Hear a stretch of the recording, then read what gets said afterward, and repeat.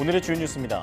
어린이와 청소년이 성인보다 코로나19 오미크론 변이에 더 쉽게 감염된다고 국내 연구팀이 밝혔습니다.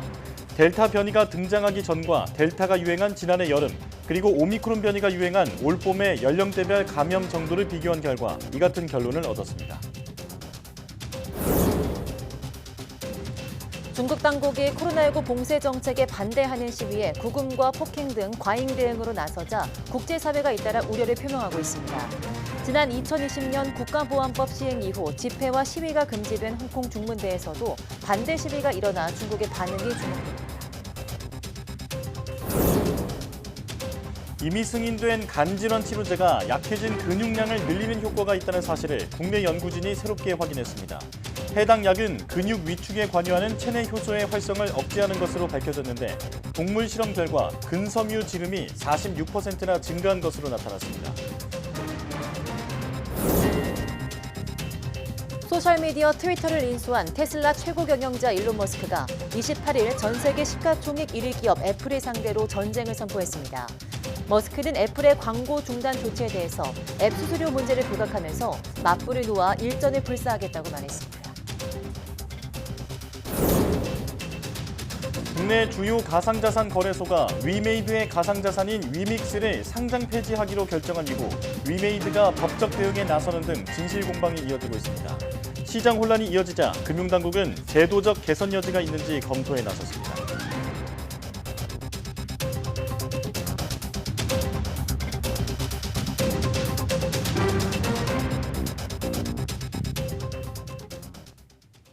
여러분 안녕하십니까? 사이언스 투데이 시작합니다. 어린이와 청소년이 성인보다 코로나19 오미크론 변이에 더 쉽게 감염되는 것으로 분석됐습니다. 전준영 국립암센터 감염내과 전문의와 김용대 서울대 통계학과 교수 연구팀은 코로나19 변이에 따른 국내 유행 상황을 분석한 결과 이 같은 결론을 얻었다고 밝혔습니다. 연구팀은 델타 변이가 등장하기 전인 2020년 겨울 3차 유행과 델타가 주도한 지난해 여름 4차 유행, 그리고 오미크론 변이가 주도한 올봄 5차 유행 때의 연령대별 감염 정도를 비교했습니다.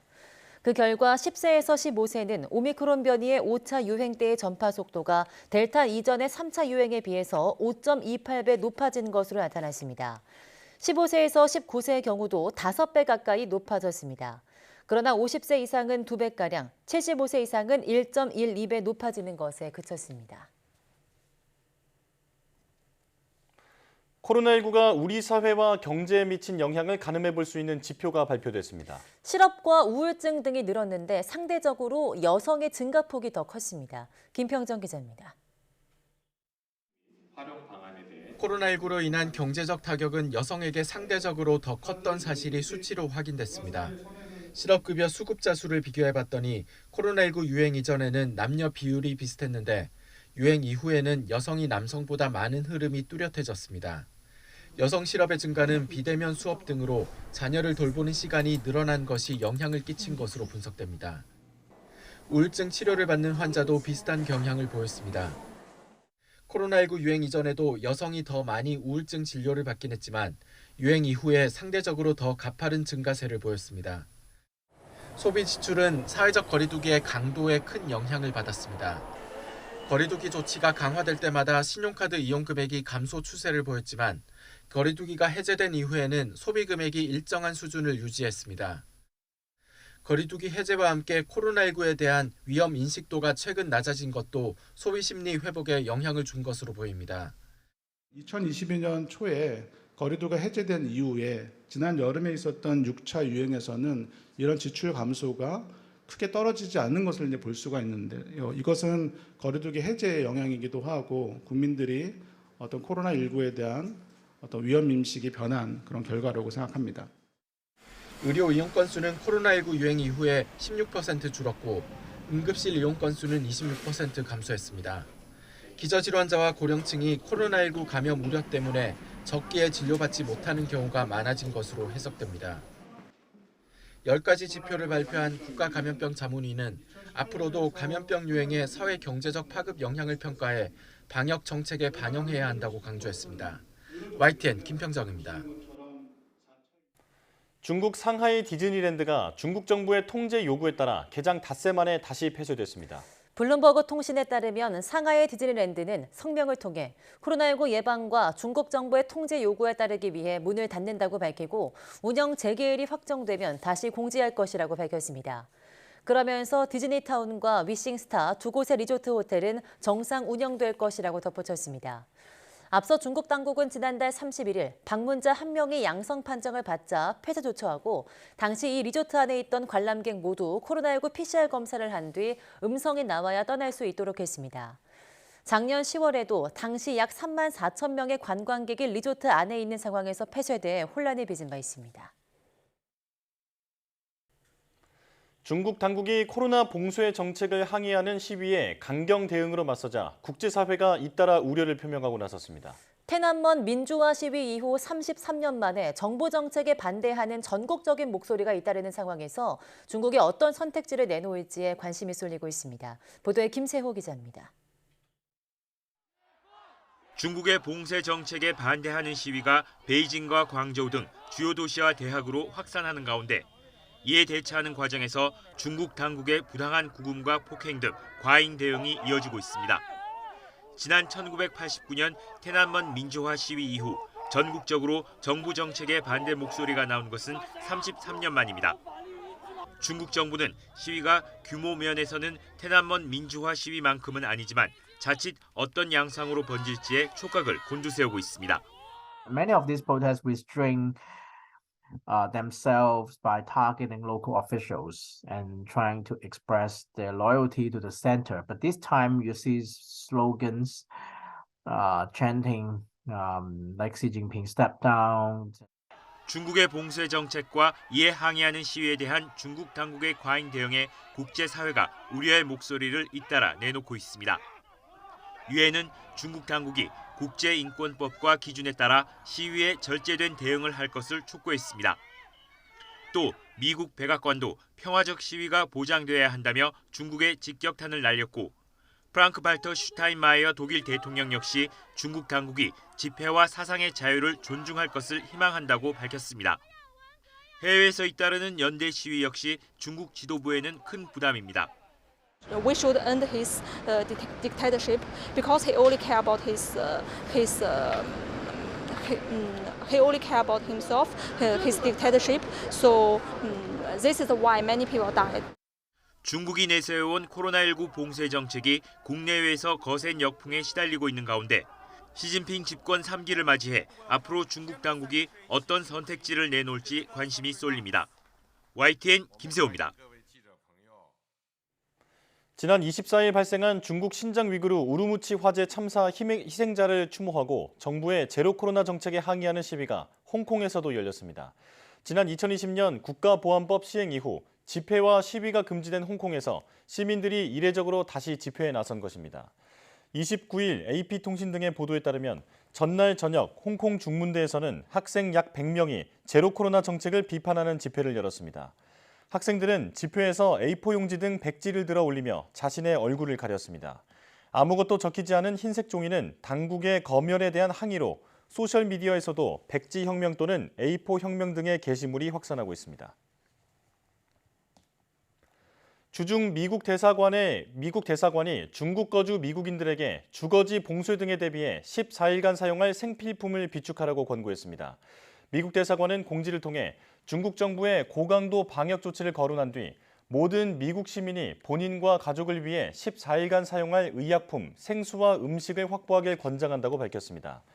대사관은 중국 고위 당국자들에게 고강도 방역으로 중국 내 미국인이 겪는 문제들과 관련한 우려를 꾸준히 제기했으며 앞으로도 그럴 것이라고 덧붙였습니다.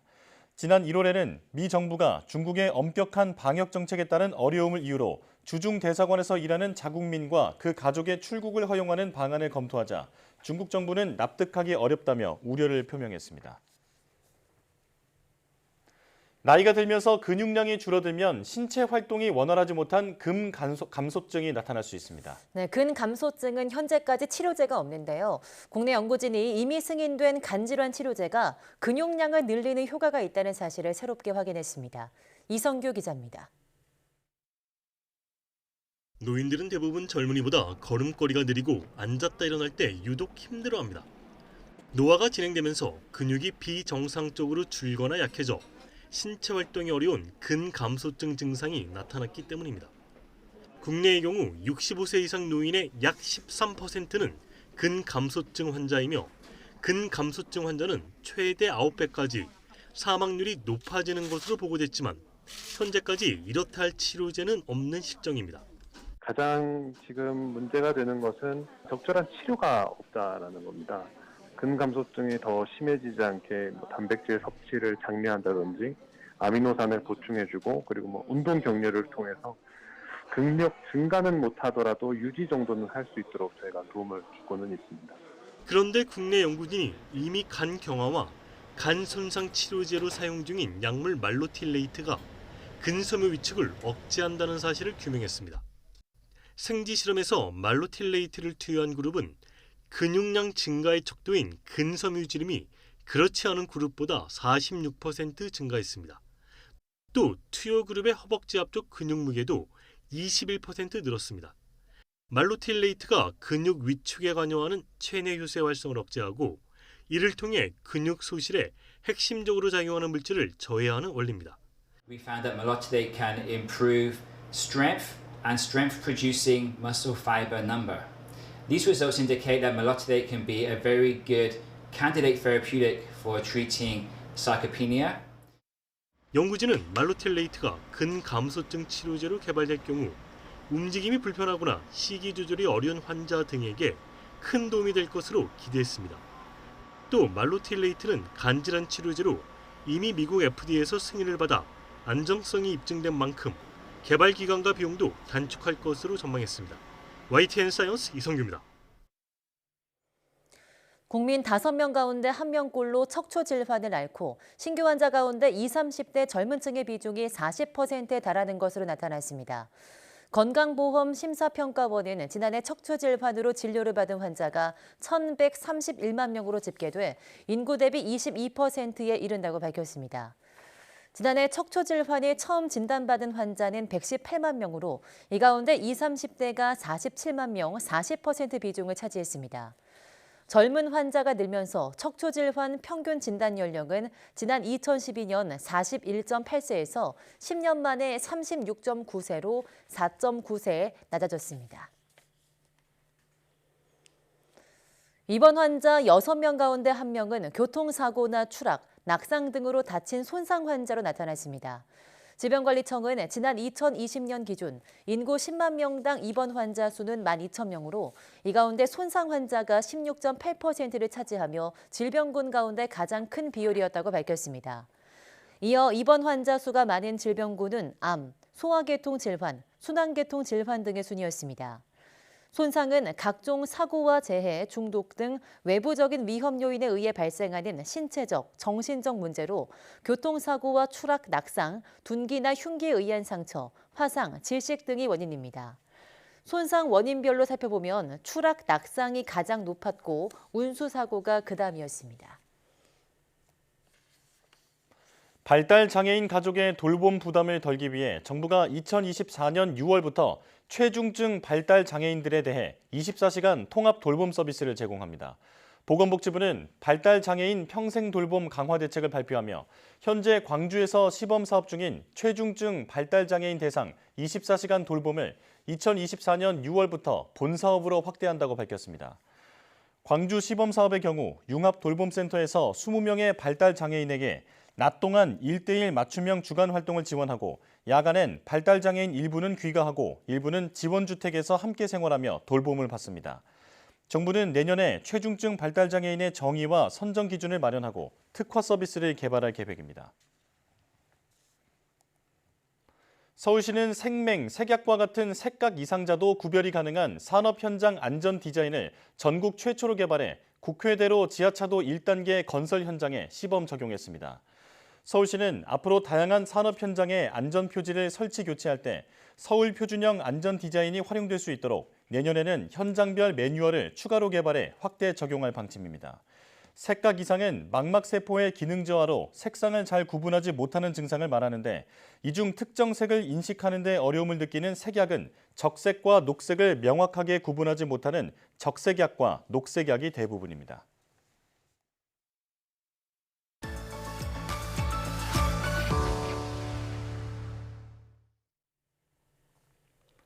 이번 달 이집트에서 열린 유엔 기후변화 협약 제27차 당사국 총회 최고 이슈는 바로 온실가스 증가의 심각성이었습니다. 세계기상기구는 이번 총회에 앞서서 앞으로 온실가스가 더 증가할 경우 기후변화로 인한 재앙이 더 빈번하고 강하게 발생할 가능성이 크다는 내용의 보고서를 발표했는데요. 오늘 날씨학개론에서는 이와 관련된 이야기 나눠보겠습니다. K웨더 반기성 센터장 나오셨습니다. 어서 오세요. 네, 안녕하세요. 네, 안녕하십니까. 자, 총회에 앞서서 세계 기상기구가 이 보고서를 발표했다고 하는데 어떤 내용인지 소개해 주시죠. 세계기상기구는 제27차 당사국 총회가 열리기 전이죠. 10월 26일에 지구의 더 나쁜 소식, 온실가스 수치가 새로운 최고치를 기록했다라는 제목의 보고서를 발표를 했는데요. 네. 온실가스 증가의 심각성을 27차 당사국 총회에 참석하는 각국 대표들에게 알리기 위해서 작성이 되었습니다. 네. 보고서에서는 이산화탄소라든가 메탄, 아산화질소 등 3대 주요 온실가스의 대기 수준이 2021년에 모두 사상 최고치를 경신했으며 특히 메탄은 40년 전에 측정이 시작된 이래 가장 큰 농도 증가를 기록했다고 밝혔는데요. 네. 이런 매우 이례적인 증가의 이유는 인류가 배출하는 메탄이라든가 혹은 생물학적 현상으로 발생했을 것으로 추정을 하고 있습니다. 패트릭 탈라스 세계기상기구 사무총장은 세계기상기구의 온실가스 증가 결과는 온실가스 배출을 줄이고 향후 지구기온이 더 상승하는 것을 막기 위한 긴급조치의 필요성을 다시 한번 보여주었다라고 말했습니다. 네, 말씀해 주신 3대 주요 온실가스로 이산화탄소, 또 메탄, 아산화질소가 있다고 해주셨는데요.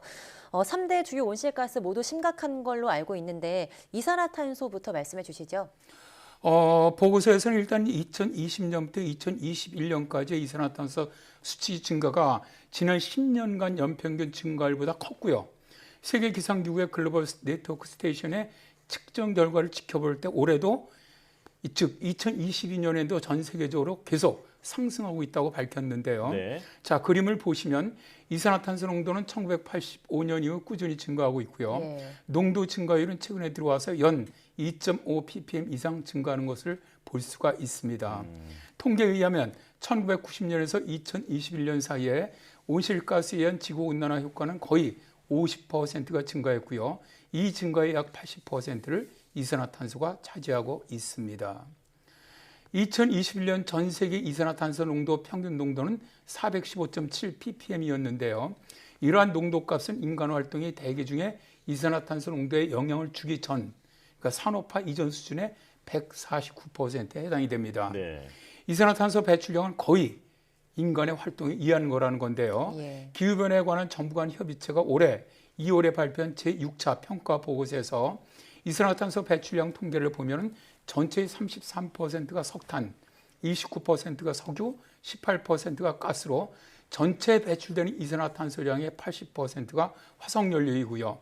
15%가 토지이용, 4%가 시멘트로 인간의 활동에 의해서 거의 전부 다 배출이 되고 있습니다. 네. 역시나 화석연료가 가장 큰 원인이었군요. 자, 그렇다면 메탄은 어떤가요? 지금 이 메탄의 증가 속도는 정말 걱정스러울 정도인데요. 2021년에 대기 중 메탄 농도가 40년 측정 이래 가장 많이 증가한 것으로 나타났는데요. 자, 그림을 보시면 메탄의 증가율을 볼 수가 있는데 네. 2020년에 가장 큰 증가율을 보였는데 2021년에 다시 사상 최고의 증가율을 경신한 것을 알 수가 있습니다. 예. 그림의 메탄 농도 변화를 보시면 2021년 전 세계 메탄 평균 농도는 1908 ppb로 산업화 이전보다 무려 262%가 증가를 했습니다. 그렇군요. 네, 그래프로도 보여지는 것처럼 메탄의 증가세가 굉장히 무서운데요. 이렇게 메탄이 증가세가 심각하면 어떤 현상이 벌어지나요? 일단은 메탄은 대기 중에서 이산화탄소 농도보다는 양은 적지만 지구온난화에 훨씬 단기간으로 굉장히 큰 영향을 줍니다. 네. 메탄의 온실 효과가 이산화탄소보다 80배 정도가 되고 있거든요. 메탄은 주로 가스정이라든가 송유관에서 가장 많이 배출이 되는데요.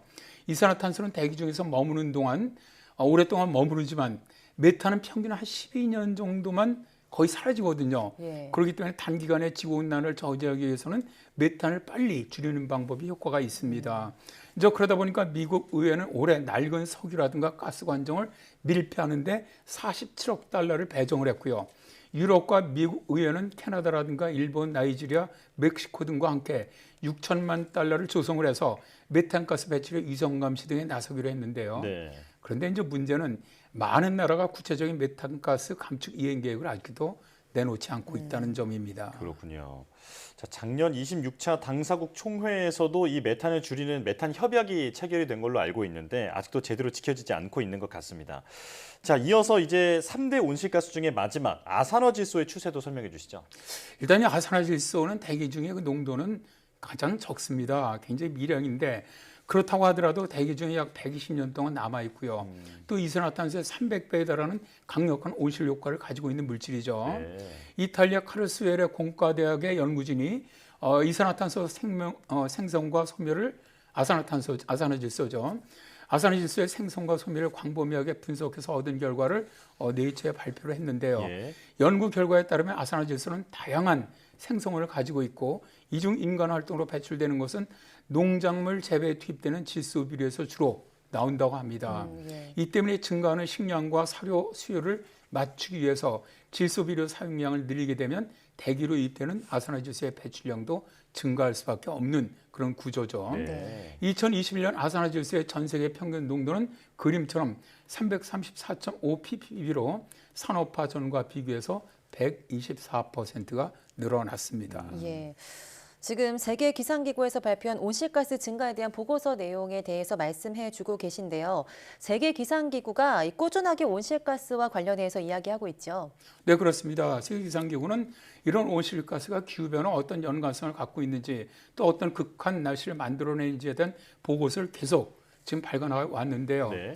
올해 5월에 세계기상기구가 발표한 기후 업데이트에 의하면 지구 평균 기온이 적어도 향후 5년 중 한 해 동안 일시적으로 산업화 이전 수준보다 1.5대에 도달할 가능성은 50% 이상이며 그 가능성은 시간이 지날수록 증가하고 있다라고 밝혔고요. 2022년에서 2026년 사이에 최소 1년이 기록상 가장 따뜻한 해가 될 확률이 93%이고 2022년에서 2026년의 5년 평균이 지난 5년이죠. 2017년에서 2021년보다 기온이 높을 확률도 93%에 달한다고 하는 겁니다. 네. 온실가스 배출량을 줄이지 못하면 결국 온도가 계속 올라오고 이제 기후 변화가 심각해질 것이다라는 경고인데요. 자, 이 보고서는 어떤 목적을 가지고 만들어진 보고서일까요? 이번 보고서는 일단 지구 온난화를 막기 위해서는 결국 온실가스로 인한 어떻게 보면 지구 온난화를 산업화 이전 수준과 비교해서 2도 네. 혹은 가급적 1.5도로 제한한다는 파리협정 목표를 달성하기 위해서는 27차 당사국 총회 당사국들의 좀 더 야심찬 행동 결정을 하도록 제언하는 것이죠. 네. 다만 이산화탄소 배출이 계속되는 한 지구 온도는 계속 상승할 것이라는 것은 기후 전문가들은 다 알고 있습니다. 이산화탄소의 수명이 길기 때문에 이미 관측된 온도 수준은 이산화탄소 배출량이 빠르게 제로로 감소한다고 하더라도 수십 년 동안 이어질 것이라는 거죠. 그렇더라도 우선 온실 효과를 빠르게 줄일 수 있는 메탄부터 줄이는 대책이 나와야 한다는 것이고요. 네. 또 내일 시작하는 것보다는 오늘 더 빠르게 더 많이 온실가스를 줄이려는 노력이 필요하다고 할 수가 있지요. 이에 이제 페테리 탈라 세계기상기구 사무총장은 우리는 산업, 에너지, 운송 시스템과 전체 삶의 방식을 변화시켜야 한다. 필요한 변화는 경제적으로 저렴하고 기술적으로 지금 가능하다. 다만 시간이 촉박하다라고 27차 당사국총회 참가자들에게 경고를 했습니다. 예. 네, 오늘은 온실가스 심각성에 대해 이야기 나눠봤는데요. 이 온실가스 저감은 매번 강조해도 좀 지나치지 않는 얘기인 것 같습니다. 오늘 말씀은 여기까지 듣겠습니다. K웨더 반기성 예보센터장과 함께했습니다. 고맙습니다. 네, 감사합니다.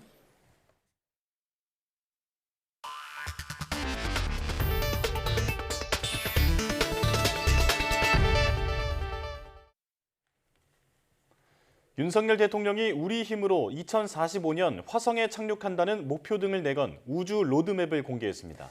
한국판 나사인 우주항공청 설립으로 한미동맹을 한미우주동맹으로 발전시키고 국제사회와 협력하겠다고 덧붙였습니다. 박석영 기자입니다.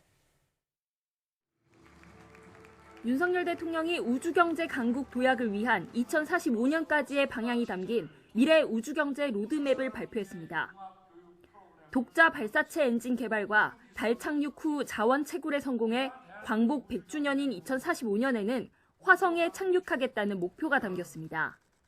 달을 향해 날아갈 수 있는 발사체 엔진을 개발하고 10년 후인 2032년에는 달에 착륙하여 자원 채굴을 시작할 것입니다. 2045년에는 화성에 태극기를 꽂을 것입니다.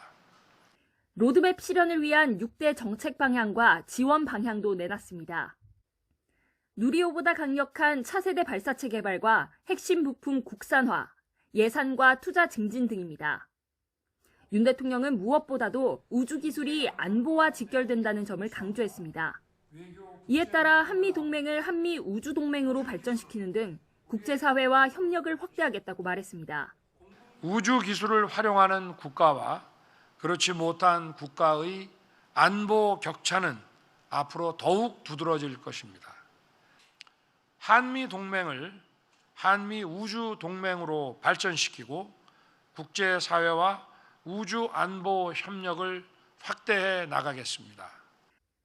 대통령실 관계자 역시 현재 다른 나라들과 격차가 있고 많은 국가에서 장기 프로젝트를 준비 중인 만큼 더 늦게 출발하면 안보는 물론 연계 산업 등에서도 이권을 놓칠 가능성이 있다고 설명했습니다. 이러한 로드맵은 모두 전담 준비 조직이 본격 출범한 한국판 나사 우주항공청에서 주도할 계획입니다. 윤 대통령은 직접 국가우주위원회 위원장을 맡아 준비를 함께하겠다고 밝혔습니다. 다만 우주항공청 설립을 위해서는 특별법 제정이 필요한데 내년 1분기 국회에 법안을 제출했을 때 여야 협치 상황이 관건이 될 거로 보입니다. YTN 박서경입니다. 내년 말 설립 목표인 한국판 나사, 즉 우주항공청 설립 업무를 수행할 범부처 기구가 출범했습니다. 과학기술정보통신부는 대통령 훈령이 발령됨에 따라 우주항공청 설립 추진단을 출범시키고 본격적으로 설립 업무를 추진한다고 밝혔습니다. 과기정통부와 국방부, 산업부 등 7개 부처가 참여하는 추진단은 과기정통부 최원호 국장의 단장을 맡으며 전략기획팀과 제도기획팀, 운영지원기반팀 등 3개 부서로 운영될 예정입니다. 우주항공청은 누리호 발사를 책임진 한국항공우주연구원과는 별도 조직으로 설치됩니다. 추진단은 정책과 기술개발, 법제 등 각 분야 산학연 전문가로 자문단을 구성해 현장과 지속해서 소통할 예정이며 우주항공청 설립 방안 발표와 특별법 제정 등을 신속히 추진할 계획입니다. 국내 주요 가상자산 거래소가 위메이드의 가상자산인 위믹스를 상장 폐지하기로 결정한 이후 위메이드가 법적 대응에 나서는 등 시장 혼란이 이어지고 있습니다. 위메이드와 거래소 사이 진실 공방으로까지 번지자 금융당국도 사태를 들여다보기로 했습니다. 강희경 기자입니다. 위믹스는 게임 업체 위메이드가 자체 발행한 가상자산입니다. 업비트와 빗썸 등에서 거래가 이뤄져 왔는데 주요 5대 가상자산 거래소로 구성된 디지털 자산거래소 공동협의체 닥사가 지난주 위믹스 상장 폐지를 결정했습니다. 제출된 유통계획보다 실제 유통량이 지나치게 많다는 점이 주된 사유였습니다. 위메이드 대표는 긴급 기자간담회를 열고 강하게 반발하고 나섰습니다. 소명 자료를 제출했는데 무엇이 불충분한지 알려주지 않았고 거래소들이 위믹스에만 과도한 기준을 적용했다며 법적 대응을 예고한 데 이어 법원에 곧바로 가처분 신청을 냈습니다. 당신들이 정의하고 있는 유통량은 무엇이고 그리고 그것들을 어떻게 관리해야 되는지에 대한 가이드라인을 달라고 요청했지만 지금까지도 준 적은 없습니다. 이런 갑질을, 이런 불공정을 저는 그냥 두고 보지 않겠습니다. 이에 닥사는 위믹스 측이 16차례의 기회에도 충분한 소명을 하지 못해 회원사 만장일치로 상장 폐지 결론을 내렸다며 시장 신뢰와 투자자 보호를 위한 조치였다고 반박했습니다. 진실 공방이 오가는 사이 위믹스 가격은 급락하고 있습니다. 상장 폐지 결정 전 주요 거래소에서 2,200원대에 거래됐으나 3분의 1에도 못 미치는 수준으로 떨어지며 투자자 손실이 우려되고 있습니다. 논란이 커지자 금융당국은 제도적 개선 여지가 있는지 검토에 들어갔습니다. 법적 권한이 없어 개입할 수는 없지만 상장 폐지를 두고 주장이 엇갈리는 만큼 사태를 들여다보겠다는 겁니다. 위믹스 외에도 최근 가상자산 시장에는 FTX 거래소 파산 신청에 이어 국내 거래소 고팍스의 고파이 출금 지연 사태까지 연일 악재가 터지고 있습니다. 진실 공방은 이게 하루 이틀 사이에 끝나는 문제가 아니고 장기적으로 서로에게 피해를 입혀요. 그렇게 되면 시장 전체를 침체시키는 그런 문제가 있기 때문에 반복되는 대형 사고에 가상자산을 둘러싼 신뢰성이 다시 한번 크게 흔들리는 모습입니다. YTN 강희경입니다. 코로나19 방역 조치 완화로 출국자 수가 늘면서 올해 3분기 국내 거주자들이 해외에서 사용한 카드 금액이 증가했습니다.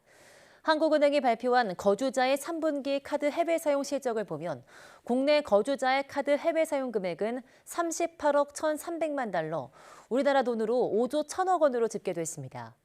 올해 2분기보다 4.1%, 지난해 3분기보다 32.6% 증가한 수준입니다. 한은은 세계 각국의 코로나 관련 입국 제한 조치 완화 등으로 내국인 출국자 수가 늘었기 때문이라고 설명했습니다. 고물가의 실질 임금이 반년째 감소하고 있습니다. 고용노동부에 따르면 9월 기준 상용 근로자 1인 이상 사업자의 근로자 1인당 월 평균 임금 총액은 408만 5천 원으로 지난해 9월에 396만 1천 원보다 3.1% 올랐습니다. 그러나 물가를 반영한 월 평균 실질 임금은 375만 원에 그쳐서 1년 새 2.3%, 9만 원 감소한 것으로 나타났습니다. 실질 임금은 올해 들어서 지난 2월 한 차례 지난해 같은 달과 비교해 줄어든 뒤 다시 4월부터 9월까지 6개월 연속 감소세입니다. 9월 소비자 물가지수는 108.93으로 지난해 9월의 103.17보다 5.58% 높았습니다.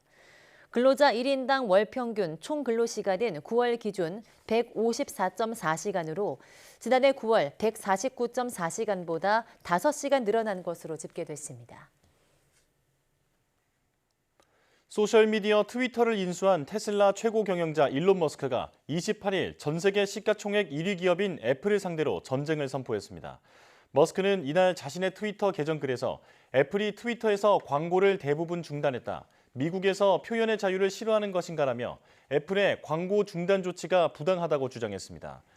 워싱턴 포스트에 따르면 애플은 트위터의 최대 광고주로 지난 1분기에 트위터 매출의 4%가 넘는 4,800만 달러, 638억여 원의 광고비를 집행했습니다. 앞서 트위터에선 대규모 정리해고, 도널드 트럼프 전 대통령의 계정 복구, 트위터 콘텐츠 관리 정책 변경을 둘러싼 논란이 발생하면서 광고주들의 대규모 이탈 현상이 이어졌습니다. 머스크는 애플의 광고 중단 조치 등의 앱 수수료 문제로 맞불을 놓아 일전을 불사하겠다고 선언했습니다. 미국 중앙은행인 연방준비제도 고위 인사들이 시장에 퍼진 금리 낙관론을 경고했습니다. 존 윌리엄스 뉴욕 연방준비은행 총재는 뉴욕 경제클럽 행사에서 지금보다 금리를 더 올릴 필요가 있다며 2024년에나 명목금리를 내리기 시작하는 단계에 이를 것이라고 말했습니다.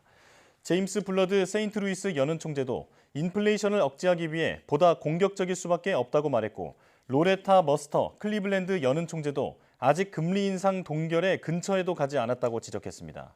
이 같은 연준 인사들의 발언은 내년 중에 기준금리 인하로 전환될 거라는 시장의 기대감을 낮추면서 당분간 높은 수준의 기준금리 유지가 필요하다는 기존 입장을 재확인한 것으로 풀이됩니다. 조 바이든 미국 대통령과 에마뉴엘 마크롱 프랑스 대통령이 오는 1일 백악관에서 미국의 인플레이션 감축법에 따른 전기차 보조금 지급 문제를 논의합니다. 사실상 미국과 유럽연합 이후에 협상이 될 것으로 보여서 귀추가 주목되고 있습니다. 김원배 기자입니다. 에마뉴엘 마크롱 프랑스 대통령이 모레 미국을 첫 국빈 방문해 조 바이든 미국 대통령과 백악관에서 정상회담을 가질 예정입니다. 이 자리에서 두 정상은 미국의 인플레이션 감축법에 따른 전기차 보조금 지급 문제를 논의할 것 같다고 존 커비 백악관 국가안보회의 전략소통조정관이 말했습니다. I think certainly the issue will most likely come up. I think we look forward to having that discussion with our French counterparts. 지난 8월 발효된 미국의 인플레이션 감축법은 북미에서 최종 조립된 전기차에 대해서만 세액 공제를 해주도록 규정하고 있습니다. 이에 따라 미국의 전기차를 수출하고 있는 우리나라와 일본, 유럽연합 EU 등은 그동안 미국 측에 우려를 제기하며 조속한 해결을 촉구해 왔습니다. 캐서린 타이 미국 무역대표부 대표와 브리노 르메르 프랑스 재정경제부 장관도 마크롱 대통령의 미국 방문을 앞두고 화상으로 만나 이 문제를 논의했습니다. 양측은 인플레이션 감축법 특정 조항에 대한 프랑스의 우려에 대해 논의했으며 미국과 EU가 인플레이션 감축법에 대한 공감대를 키우기 위해 노력해야 한다는 점에 동의했습니다. 르메르 장관은 마크롱 대통령의 미국 국빈 방문을 수행할 예정입니다. 프랑스는 미국의 인플레이션 감축법이 EU 국가 등에서 만든 제품을 차별하고 기업들의 EU 내 투자를 위축시킨다고 문제를 제기해왔습니다. 르메르 장관은 프랑스 언론과 인터뷰에서 일부 예외를 인정받기 위해 미국과 협상하겠지만 유럽이 인플레이션 감축법에 맞서 유럽의 경제적 이익을 지켜야만 한다고 주장했습니다. 바이든 대통령과 마크롱 대통령이 정상회담에서 논란이 되고 있는 미국의 전기차 보조금 지급 문제와 관련해 합의점을 찾을 수 있을지 귀추가 주목되고 있습니다. YTN 김원배입니다. 지표면에서 가장 큰 활화산인 하와이 마우나로아 화산이 38년 만에 다시 분화를 시작했습니다. 용암은 아직 꼭대기에 머물고 있지만 언제 산 아래로 흘러내릴지 모르기 때문에 주의보가 발령됐습니다. 류재복 기자입니다. 해발 4,000m가 넘는 산 꼭대기에서 붉은 화염과 연기가 끝없이 하늘로 올라갑니다. 하와이 빅 아일랜드 섬 마우나로아 화산이 38년 만에 다시 분화를 시작한 것입니다. 하와이를 구성하고 있는 화산 5개 가운데 하나인 마우나로아는 지표면에 있는 가장 큰 활화산입니다. 화산 분출 즉시 화산활동주의보는 경고로 올랐고 항공기상코드도 황색에서 적색으로 바뀌었습니다. We were way overdue for Mauna Loa eruption, and so we had prepared. And as you saw, we went out to the community. 용암 분출은 아직 산 정상에 움푹 파인 칼데라에 머물고 있습니다. 용암이 흘러내리지 않기 때문에 주변 마을에 대피령이 내려지지는 않았습니다. 하지만 용암의 흐름이 어떻게 변할지 알 수 없어 주정부와 주민들은 바짝 긴장하고 있습니다. 기상청은 섬 일부 지역에 화산재가 쌓일 수 있고 차량이나 건물이 부서지거나 식수가 오염될 수 있다고 경고했습니다. We could be in for a little bit of a prolonged time trying to determine if this is going to be a summit only eruption or a summit plus a rift zone eruption. 마우나로아 화산은 지난달 하루 100번 넘게 지진 활동이 관측되는 등 전조 증상을 보였습니다. 지난 1843년 이후 모두 33번 폭발했는데 1984년에는 한 달 가까이 대형 분화가 일어나면서 큰 피해를 줬습니다. YTN 유재복입니다.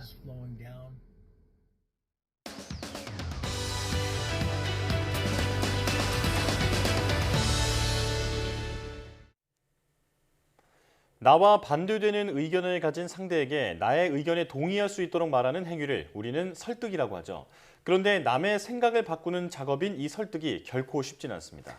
오늘 한길 사람 속은에서는 설득의 기술, 상대의 공감을 얻는 방법에 대해 이야기 나눠보겠습니다. 조현주 미디어 심리학자와 함께합니다. 어서 오세요. 네, 안녕하세요. 네, 안녕하십니까. 자, 우리가 살다 보면 설득을 하기도 하고 또 설득을 당하기도 하는데요. 설득의 기술을 알아보기 전에 먼저 설득이 무엇인지부터 한번 정리해 주실까요? 네, 설득은 설득 메시지를 전달받는 사람에게서 공감을 끌어내는 과정이라고 할 수 있는데요. 네. 우리는 살면서 다른 사람의 동의를 얻어내야 할 때가 많습니다. 사람들과의 의사소통 상황과 마케팅에서 제품을 홍보할 때, 광고를 집행할 때, 그리고 정치인들이 자신에 대한 지지를 끌어내기 위해 노력할 때도 설득이 필요하다고 할 수 있습니다. 네. 결국 타인을 설득해서 내 편으로 만드는 문제는 일과 개인의 삶에서 중요한 부분을 차지하게 되는데요. 같은 이야기도 어떤 사람이 말하느냐에 따라 다르게 느껴지고 다른 결과를 보이기도 합니다. 이렇게 설득은 소소한 일상생활부터 치열한 비즈니스 현장까지 필요하지 않은 순간이 없습니다. 네, 말씀하신 것처럼 설득은 우리 삶에서 굉장히 많은 부분에 필요한데요. 그렇다면 우리가 상대를 설득하는 과정에서 중요하게 생각해야 될 부분이 있다면 어떤 걸까요? 설득은 다른 사람에게 영향을 미치려는 신중한 시도이기에 설득자는 다른 개인의 태도나 행동을 변경하려고 하고 목적을 달성하기 위해 노력합니다. 설득 과정은 개인의 내적인 상태인 태도나 신념에서부터 외연적인 상태인 행동의 변화까지를 모두 포함한다고 할 수 있습니다. 하지만 태도와 행동이 항상 일치하는 것은 아니며 태도 변화가 행동의 변화로 모두 이어지는 것도 아닙니다. 네. 태도와 행동 사이에 일관성을 유지하려는 욕구는 존재하지만 그렇다고 해서 태도와 행동이 늘 같은 방향으로 움직이지 않습니다. 이렇게 태도와 행동이 다른 경우 심리적 불편함이 발생하고 이러한 불편함을 해소하고자 하는데요. 태도와 행동이 어떤 과정을 통해서 변화했는지를 확인하는 것이 설득을 이해하는 데 중요합니다. 네. 자, 설득을 구성하는 가장 기본적인 개념, 태도와 행동에 대해서 또 자세하게 설명을 해주셨는데요. 자, 그렇다면 효과적인 설득 방법에 대해서도 이제 알려주시죠. 네, 첫 번째 설득의 방법은 put in the door라고 문간에 발 들여놓기입니다. 작은 부탁으로 시작해서 점차 큰 부탁을 하는 방법인데요. 네. 판매원이 왔을 때 문을 열어주면 거실로 올라서게 되고 다음은 소파에 앉게 되고 설명을 열심히 듣다가 물건을 안 사기 어렵게 되는 겁니다. 1966년 미국의 사회심리학자 프리드먼과 프레이저 연구팀이 캘리포니아 주부 156명을 대상으로 실험을 진행했습니다. A그룹은 문간에 발 들여놓기를 실시했고 B그룹은 실시하지 않았습니다. 실험에 참여한 주부에게 전화를 걸어 8개 문항의 간단한 설문조사를 부탁했고 설문조사가 문간에 발 들여놓은 그 역할이었습니다. B그룹에게는 설문조사를 부탁하지 않았고요. 그래서 사흘 뒤 두 그룹 주부들에게 전화를 걸어 집에 방문해서 찬장과 창고에 있는 제품을 살펴봐도 되는지 질문했습니다.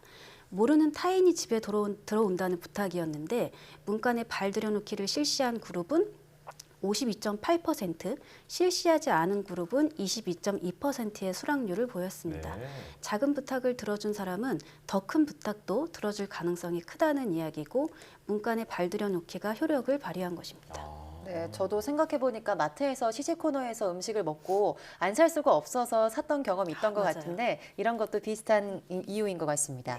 그렇다면 이 문간에 발 들여놓기 기법이 상대를 설득하는 데 도움이 되는 이유가 뭘까요? 네, 이 전략이 통하는 이유는 사람들은 이미 쌓아놓은 신뢰를 깨고 싶지 않은 속성을 가지고 있고 일관성 있게 행동하며 좋은 이미지를 유지하려고 하기 때문입니다. 부탁을 한번 들어주면 일종의 의무감과 신뢰 관계가 형성되는데 그러면 더 큰 부탁을 해도 흔쾌히 들어주게 되는 것이죠. 예. 그래서 부탁을 들어준 사람은 자신이 작은 부탁을 먼저 들어준 것에 대해 원래 내가 돕고 싶었던 거라고 자기 합리화를 하게 됩니다. 이미 부탁을 들어줬는데 억지로 도와줬다고 생각하면 자신의 기분만 더 불편해지니까요. 사람은 정서와 행동 사이에 불일치가 발생하면 어느 쪽으로든 일관성을 추구하려고 합니다. 이때 인지 부조화를 막기 위해서 이런 식으로 생각하는 것입니다. 중요한 부탁이 있다면 처음부터 큰 부탁을 하기보다는 작은 부탁부터 시작하는 게 신뢰를 쌓을 수 있는 방법입니다. 네, 설명을 들을수록 흥미로운데요. 이 문간에 발 들여놓기 관련된 그 실제 사례를 좀 소개해 주시죠. 네, 정말 다양한 사례가 있습니다. 이 전략은 특히 마케팅에서 자주 사용하는데요. 마트의 시식 코너에서 직원들이 장을 보는 사람들에게 맛보고 가세요 라는 쉬운 부탁을 합니다. 그럼 이런 부탁을 들어준 사람들에게 어때요? 맛있죠? 이게 신제품인데 지금 구매하시면 하나 더 드려요. 이럴 때 사가세요 라고 말하면서 물품을 자연스럽게 안겨줍니다. 이런 과정으로 예상 구매 목록에 없던 물품이 카트에 들어오게 되죠. 또 옷가게 판매원들은 고객에게 옷을 소개하면서 한번 입어보라고 권유합니다. 대부분 고객은 그 옷을 살 생각이 없어도 한번 입어보는 것도 괜찮겠다고 생각합니다. 일단 이렇게 생각하기 시작하면 문간에 발 들여놓기 효과의 함정에 빠져들었다고 볼 수 있습니다. 판매원의 첫 번째 요구를 들어줬기 때문에 다음 요청을 거절하려면 더 많이 애를 써야 하기 때문이죠. 결국 원래 살 계획이 없던 옷을 구매할 확률도 높아집니다. 이렇게 작은 요구를 들어주면 마치 문간을 넘어선 것처럼 상대는 더 큰 요구를 하게 됩니다. 네, 정말 누구나 한 번쯤은 겪어본 일이 아닐까 싶네요. 그렇다면 두 번째 설득의 기술은 뭔가요? 네, 두 번째 설득의 방법은 도어 인 더 페이스라고 면전에서 문 닫기입니다. 이 전략은 처음에 들어줄 수 없을 만큼 큰 부탁을 했다가 작은 부탁으로 바꾸면 더 잘 들어주는 것을 뜻합니다. 싫어하는 사람이 집에 들어오겠다고 했을 때 면전에서 문을 쾅 닫아버리면 미안한 마음이 생겨 다른 작은 부탁이라도 들어준다고 해서 붙은 이름인데요. 두 번 거절하는 것은 어렵기에 내가 처음에 말한 건 못 들어줬지만 이 정도라면 해줄 수 있겠네 하는 마음을 자극하는 방법입니다. 한 방송에서 진행한 실험을 보면 8주 동안 연탄 배달 봉사를 부탁했더니 다들 힘들다고 거절했습니다. 그럼 1주만이라도 봉사를 해달라고 하자 대부분 그 정도는 할 수 있다며 수락합니다. 네. 그래서 혹시 처음부터 한 번이라는 작은 부탁을 했어도 들어주지 않았을지 실험이 이어졌지만 결과는 대부분 거절했습니다. 이것이 큰 부탁과 작은 부탁 중 어느 것을 먼저 하느냐에 따라 설득 성공률이 달라지는 면전에서 문 닫기 전략입니다. 네, 저도 설명을 듣다 보니까 친구가 뭔가 큰 부탁을 했다가 제가 이제 거절하고 나서 미안해 할 때 이제 작은 부탁을 하면은 안 들어줄 수가 없었던 이제 그런 기억이 많이 떠오르는데요. 네. 자, 이 전략이 설득에서 사용될 때 어떤 핵심 포인트는 뭘까요? 네, 이 전략은 거절해서 죄책감을 느끼는 사람에게 죄책감을 덜어주는 기회를 주는 것처럼 작은 부탁을 다시 하는 것입니다. 그래서 실제로 부탁하는 사람이 원하는 것은 두 번째 작은 부탁을 수락하게 하는 것이죠. 만약 지금 5만 원이 필요한데 상대에게 50만 원을 빌려달라고 하면 대부분 사람은 쉽게 수락하지 못할 거예요. 그때 다시 5만 원만 빌려달라고 하면 상대의 부담이 확 줄어들죠. 그때 수락해줄 가능성이 큽니다. 그래서 면전에서 문 닫기 전략은 흥정이나 타협에 많이 사용됩니다. 네, 설득의 두 가지 방법에 대해서 이야기 나눠봤는데요. 마지막으로 설득할 때 유의할 점이 있다면 뭐가 있을까요? 네, 방금 말씀드렸던 면전에서 문 닫기 전략은 주의가 필요한 부분이 있는데요. 당연히 상대가 거절할 거라고 예상해서 무리한 부탁을 했는데 만약 선뜻 한 번에 들어준다면 낭패를 볼 수도 있습니다. 예를 들어 내가 너무 하기 싫은 일을 피하려고 말도 안 되는 조건을 말했는데 당연히 안 받아들일 줄 알았던 첫 요구를 상대방이 받아들이면 원하지 않는 결과가 될 수 있기 때문입니다. 잘 이용하면 어려운 것도 이룰 수 있지만 부작용도 클 수 있으므로 신중하게 잘 선택하셔야 합니다.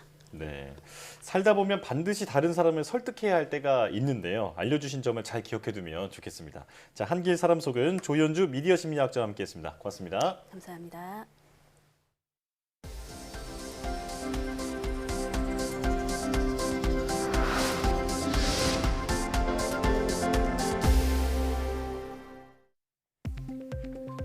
대형 가속기나 해저 물리 탐사선 등 그동안 명확한 지침이 없어 노후화하거나 성능이 저하하더라도 처분하기가 어려웠던 대형 연구 장비에 대해 은퇴제가 도입됩니다.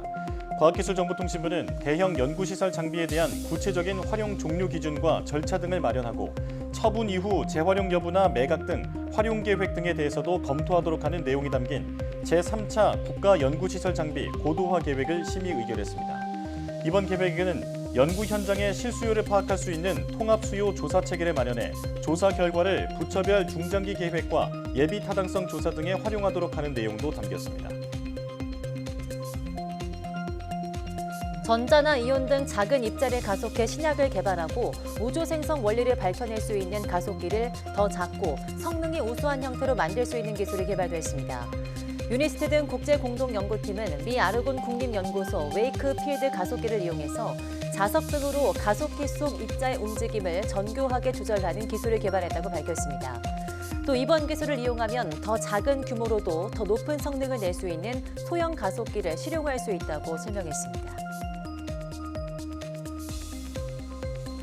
국내 연구진이 말기 신부전증 환자의 신장 역할을 대신하는 혈액 여과기 핵심 부품의 성능을 개선하는 데 성공했습니다. 광주과학기술원과 전남대 의대 공동연구진은 생체 친화 소재인 폴리에테르 술폰을 이용해 기존 혈액 여과기로 제거하기 어려웠던 단백질과 결합한 노폐물을 효과적으로 제거하는 혈액 여과용 막을 제작했다고 밝혔습니다. 또 개발된 막이 인체에 필수적인 단백질은 유출하지 않으면서도 히프루산 등 단백질과 결합한 노폐물을 제거하는 것으로 나타났다며 현재까지 보고된 최고 성능의 막보다 제거 성능이 우수했다고 설명했습니다. 당뇨병 치료제인 메트포르민이 코로나19 환자가 중증으로 악화하거나 사망할 위험을 줄이는 데 도움이 된다는 연구 결과가 나왔습니다. 미 미네소타대 의대 연구팀은 코로나19 치료를 받은 당뇨병 환자 6천여 명을 연구한 결과 메트포르민을 복용한 환자들은 메트포르민이 아닌 다른 당뇨약을 복용한 환자들보다 중증 화율이 32에서 50%, 사망률이 18에서 44% 낮았다고 밝혔습니다. 앞서 또 다른 연구에서는 메트포르민이 코로나19 바이러스 증식에 필요한 단백질을 차단해서 코로나19 바이러스 증식을 억제한다는 결과가 나왔습니다.